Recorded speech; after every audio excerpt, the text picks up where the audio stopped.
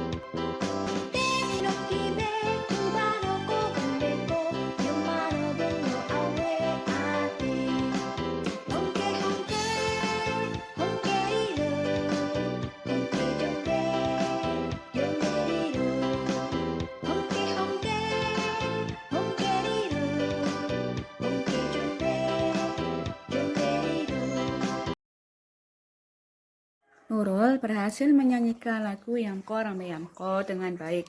Saat bernyanyi, Nurul memperhatikan tempo dan tinggi rendah nada. Apa kamu masih ingat tentang tempo? Tempo adalah cepat lambatnya lagu dinyanyikan. Tempo dibedakan menjadi 3 macam, yaitu tempo cepat, tempo sedang, dan tempo lambat. Pemilihan tempo dalam suatu lagu harus disesuaikan dengan isi lagu. Sebagai contoh, lagu yang menggambarkan keriangan biasanya menggunakan tempo cepat. Lagu untuk menidurkan bayi biasanya menggunakan tempo lambat atau tempo sedang. Sementara itu, tinggi rendah nada merupakan cara menyanyikan lagu sehingga menghasilkan nada tinggi ataupun nada rendah sesuai dengan notasi lagu. Berikut urutan tinggi rendah nada yang disebut tangga nada dengan notasi angka dan notasi balok. Jadi, tangga nada itu ada nada rendah, nada sedang, dan ada nada tinggi. Semakin ke kanan, nada semakin tinggi. Sebaliknya, semakin ke kiri, nada semakin rendah. Nada bertitik di bawah berarti nada rendah. Nada tidak bertitik berarti nada sedang. Nada bertitik di atas berarti nada tinggi. Nada-nada yang bertitik di bawah disebut tangga nada oktav rendah. Nada-nada yang tidak bertitik disebut tangga nada oktav sedang. Dan nada-nada yang bertitik di atas disebut tangga nada oktav tinggi. Apa makna yang terkandung dari lagu Yamko Rambe Yamko? Lagu Yamko Rambe Yamko merupakan lagu yang bertemakan peperangan. Lagu ini menceritakan tentang pertikaian yang terjadi di dalam negeri. Pelantun lagu ingin menjadi pahlawan yang rela berkorban sampai mati untuk mempertahankan negara Indonesia dari penjajah.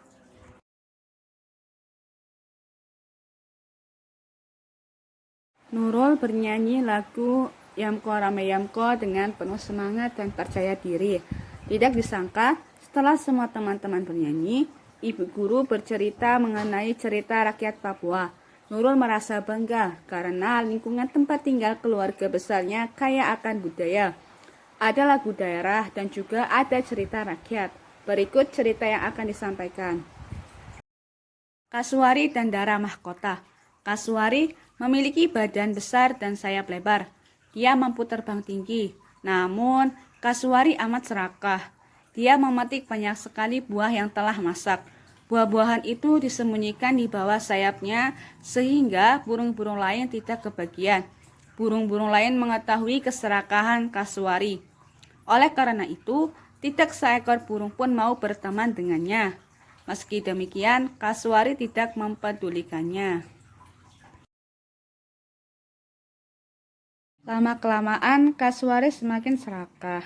Tidak hanya buah-buahan di pohon saja yang diambilnya, tetapi juga buah-buahan yang jatuh ke tanah.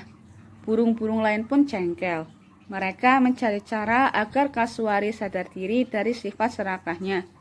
Bagaimana jika lomba terbang? Siapa yang mampu terbang tinggi dan paling jauh, dialah pemenangnya. Kalau Kasuari kalah, dia tidak boleh mencurangi kita lagi. Usul Dara Mahkota. Siapa yang bisa melawan Kasuari? Badannya besar, sayapnya lebar. Sekali menggepakkan sayap, dia pasti bisa terbang jauh. Kita tidak akan menang, jawab Pipit pesimis. Ingat, kita harus menggunakan akal. Serahkan semuanya kepadaku. Aku akan melawannya dalam perlombaan ini, kata Dara Mahkota sambil tersenyum. Dia berusaha meyakinkan teman-temannya. Teman-teman Dara Mahkota saling berpandangan. Mereka bertanya-tanya dalam hati, mungkinkah Dara Mahkota yang bertubuh kecil dapat mengalahkan Kasuari yang besar? Dara Mahkota menyampaikan tantangannya kepada Kasuari. Kasuari menyetujui tantangan Dara Mahkota. Saat pertandingan tiba, semua burung hadir untuk menyaksikan. Dengan sombongnya, Kasuari menertawakan Dara Mahkota. Sudahlah, kamu nyerah saja daripada mendapat malu, ejek Kasuari. Dara Mahkota bergeming. Siapa yang tertawa belakangan, dia yang menang, saut Dara Mahkota. Kasuari dan Dara Mahkota pun bertanding. Mereka melesat dengan kencang. Kasuari terbang cepat sekali. Sesekali Kasuari menoleh Dara Mahkota yang berada di belakangnya. Dia takut jika Dara Mahkota menyusulnya. Saat asyik menoleh, tiba-tiba Kasuari menabrak batang pohon. Sebelah sayapnya pun patah. Semua yang hadir tertegun. Tetapi Kasuari tak mau menyerah. Dia berusaha bangkit dan mengepak-kepakkan sayapnya. Sayangnya, dia terus terjatuh menggelempar di tanah. Sementara itu, Dara Mahkota terus melesat jauh meninggalkan Kasuari. Kasuari hanya dapat memandang Dara Mahkota yang dirasa malu. Sekarang dia baru tahu rasanya menjadi makhluk lemah. Selama ini dia selalu merasa menjadi burung terhebat. Namun dalam sekejap dia tak mampu terbang lagi. Beberapa burung lain turun ke tanah. Mereka membantu Kasuari. Kasuari semakin malu karena selama ini dia telah mencurangi mereka. Sejak saat itu Kasuari sadar mengubah perilakunya. Namun sayang sekali sejak saat itu pula Kasuari tidak bisa terbang lagi. Dia harus mencari makan di tanah. Cerita yang Ibu ceritakan merupakan cerita fiksi. Ayo melakukan kegiatan barikot. Siapa saja tokoh-tokoh dalam cerita tersebut, kemudian ceritakan secara lisan cerita tersebut di depan teman-teman dan gurumu. Tokoh ceritanya ada burung Kasuari, burung Dara Mahkota, burung Pipit, dan burung lainnya. Cerita lisan. Kasuari merupakan burung yang amat serakah. Dia memetik banyak sekali buah yang telah masak sehingga burung-burung lain tidak kebagian. Burung-burung lain tak mau berteman dengannya dan mencari cara agar Kasuari sadar dari sifat serakahnya. Dara mahkota mengusulkan lomba terbang. Siapa yang mampu terbang tinggi dan paling jauh, dialah pemenangnya. Burung pipit merasa pesimis, tidak akan bisa melawan burung kasuari. Dara mahkota meyakinkan teman-temannya bahwa dia mampu mengalahkan burung kasuari. Kasuari dan Dara mahkota pun bertanding. Sesekali Kasuari menoleh Dara mahkota yang berada di belakangnya. Saat asyik menoleh, tiba-tiba Kasuari menabrak batang pohon. Kasuari hanya dapat memandang Dara mahkota dengan rasa malu karena dia tidak mampu terbang lagi. Sejak saat itu, Kasuari sadar dan mengubah perilakunya. Namun sayang sekali, sejak saat itu pula Kasuari tidak bisa terbang lagi. Dia harus mencari makan di tanah.